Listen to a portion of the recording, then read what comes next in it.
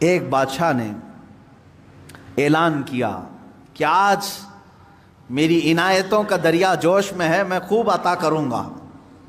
لوگوں کو بلایا، ایک کوئی بندہ ایسا آ جائے جس کے لیے میں کہتا ہوں اپنے ہاتھ میں ایک چھڑی لے لے، لکڑی لے لے، اور وہ زمین پر دائرہ کھینچتا جائے صبح فجر کے بعد۔ اب وہ دائرہ کھینچتا کھینچتا سورج کے ڈوبنے سے پہلے پہلے تک جتنا دائرہ کھینچ لے گا وہ پوری زمین اس کے نام پہ کر دوں گا۔ دن بھر میں آپ کتنے ایکڑ کھینچ لیں گے؟ اگر فری میں مل رہا ہے تو کون چھوڑے گا؟ دائرہ کھینچنے کے لیے کہا کہ جو لکیر سے سرکل بنا لے، جتنا بنا لے گا، لیکن ٹائم ہے سورج ڈوبنے سے پہلے پہلے تک۔ اس میں سے ایک وزیر یا ایک سپاہی آگے آیا اور اس نے اپنے ہاتھ میں چھڑی لے لی، بادشاہ سلامت مجھے اجازت دے دے۔ اور بادشاہ نے کہا کہ اگر سورج ڈوب گیا تو پھر ایک بالشت زمین بھی نہیں دی جائے گی، یعنی 1 فٹ زمین بھی نہیں دی جائے گی۔ ہاں، سورج ڈوبنے سے پہلے پہلے تک یہاں پر دائرہ مکمل کر۔ اب وہ نکلا چھڑی لے کر کے، لکیر کھینچتے کھینچتے، اسے بہت بڑی زمین چاہیے تھی، اتنی بڑی کہ اس سلطنت میں کسی کی نہ ہو۔ جب فری میں مل رہی ہے، کھینچتا کھینچتا وہ گیا، کافی دور تک چلا گیا، دوپہر ہو گئی، تھک گیا، کچھ دوڑا کچھ چلا۔ اب جب دوپہر ہو کر سورج ڈھلنے لگا تو اس نے سوچا واپس ہو جاتے، چونکہ جہاں سے میں دائرہ کھینچا ہوں وہاں تک لا کر کے لکیر کو ملانا ہے، اتنی زمین میرے نام پہ۔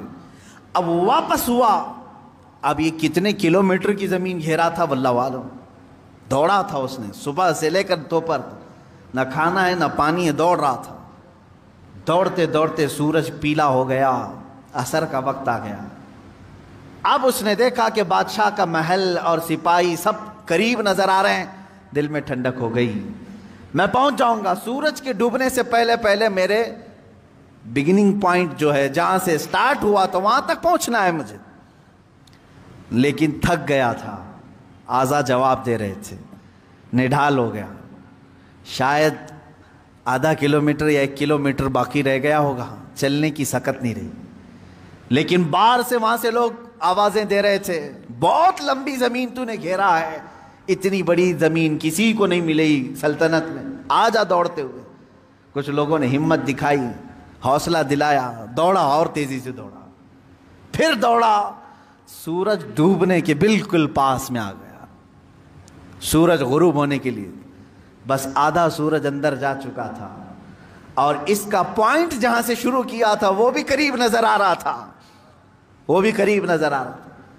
دوڑا اور دوڑا، یہاں تک کہ اپنے اس پوائنٹ کے بالکل پاس میں پہنچا، لیکن سورج ڈوبا۔ کتنا باقی تھا؟ سورج ڈوبنے سے پہلے پہلے وہ اپنے پوائنٹ پہ پہنچ گیا، اس طرح کہ پیر اس کے ایک طرف، ہاتھ اس کے اس طرف، سو کر کے اس نے اپنی لکڑی آگے کی، پوائنٹ پر پہنچ گیا۔ اس کے بعد سورج ڈوب گیا، اب اس کی ہو گئی زمین، جتنا صبح سے لے کر دوڑا تھا اس کی ہو گئی زمین۔ لیکن جب قریب میں آئے، اٹھانے کی کوشش کی تو اس کا انتقال ہو چکا تھا۔ دن بھر ایسا دوڑا تھا کہ روح نکل گئی، اسی طرح پڑا تھا۔ اس کے پیر اور اس کے ہاتھ، اس کا ہاتھ کی موجود لکڑی اس پوائنٹ تک پہنچی ہوئی تھی، اور وہ وہاں مرا ہوا پڑا تھا، روح نکل چکی تھی۔ بادشاہ آیا، وزیروں کو کہا اٹھاؤ، اس کی قبر یہیں بنائی جائے گی جہاں یہ انتقال کیا ہے۔ اس کی قبر وہیں کھودی گئی۔ کتنے فٹ کا رہا ہوگا؟ 6 فٹ کا رہا ہوگا، جتنا بھی رہا ہوگا، قبر اس کی بنائی۔ بادشاہ نے ایک بہت تاریخی جملہ اس کی قبر پر لکھا، کہا کہ اس کو ضرورت صرف 6 فٹ کی تھی، دوڑا پورے دن بھر،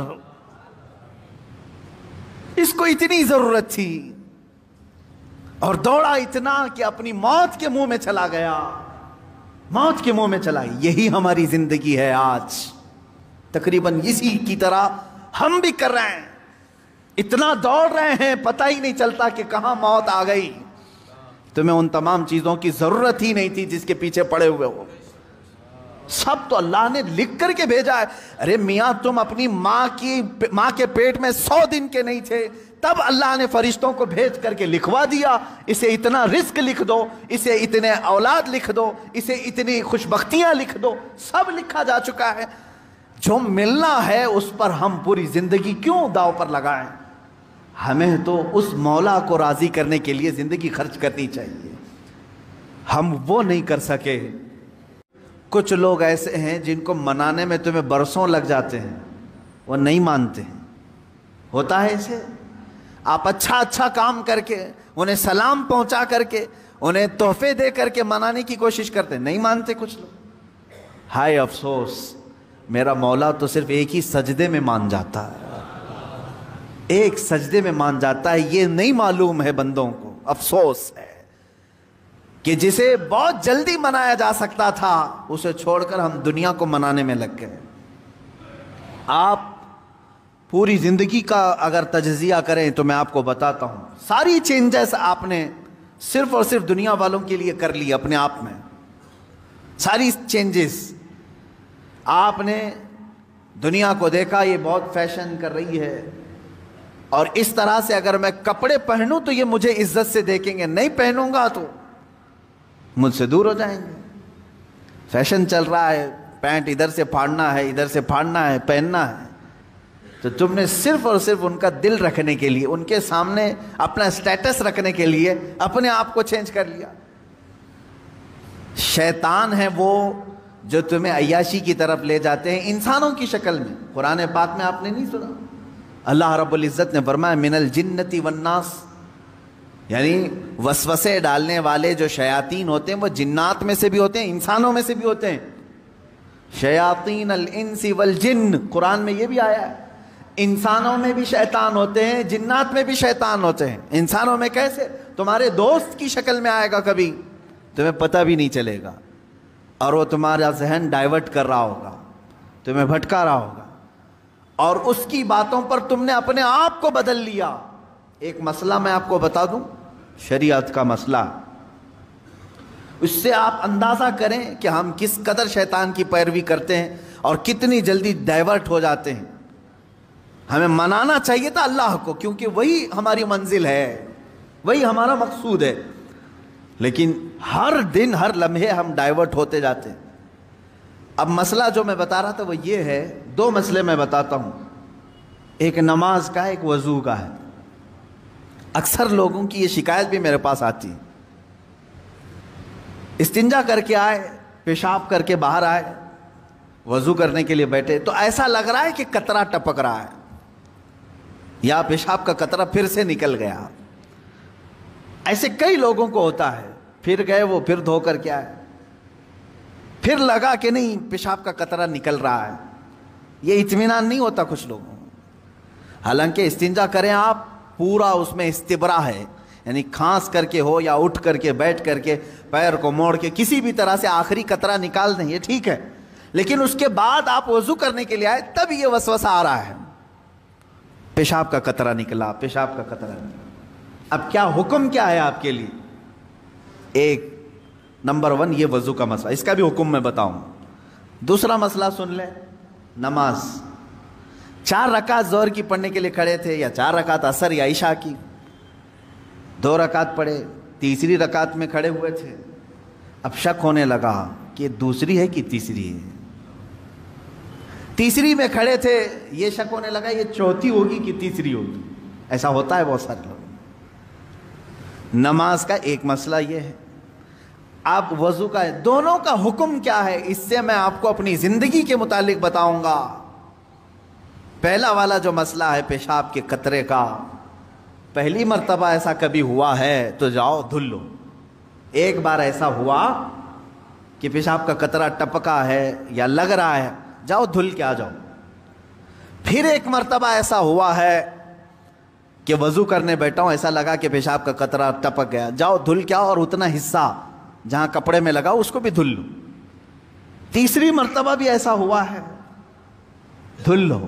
اب اس کے بعد شریعت کہتی ہے اب نہیں جانا اس کے بعد.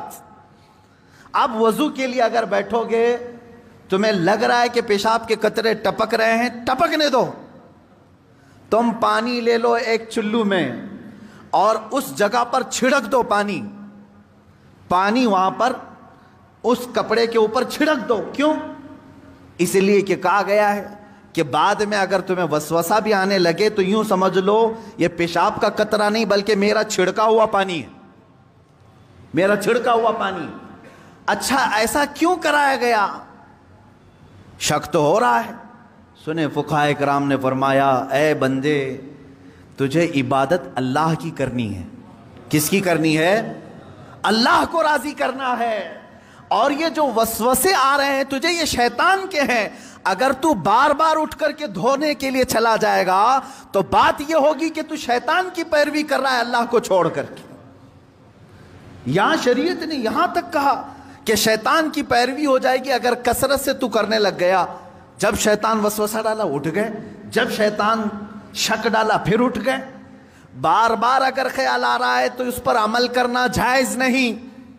پانی چھڑک لو اور کہو میں شیطان کی پیروی نہیں کروں گا, میرے مولا کی عبادت کروں گا. دوسرا مسئلہ نماز کا کہ جس میں اگر 3 میں 4 میں شک ہو, ایک بار ہو گیا تو چلو دوہرا لو, 2 بار ہو گیا تو چلو ٹھیک ہے, جتنا یقین ہے اس کے آگے کی رکعتیں پڑھ لو. اب اگر بار بار ایسا شک ہوتا ہے تو فرمایا گیا اپنی نماز ویسی ہی کمپلیٹ کرو, اس لیے کہ یہ شیطان تمہیں وسوسے ڈال رہا ہے. اگر تم اس کے وسوسوں کی طرف جاؤ گے تو یہاں ہوگا یہ کہ تم شیطان کی پیروی میں لگ گئے. حقیقت میں نماز تو رحمان کی عبادت ہے. آپ سمجھ رہے ہیں؟ یہ 2 مسئلوں سے میں تمہیں بتاؤں گا میرے عزیزو. پوری زندگی بھر شیطان اسی طرح سے کرتا ہے, تمہیں اپنے اصلی مقصد سے ڈائیورٹ کر کے کسی عام فضول چیز میں لگا دیتا ہے, فضول چیز میں لگا دیتا ہے.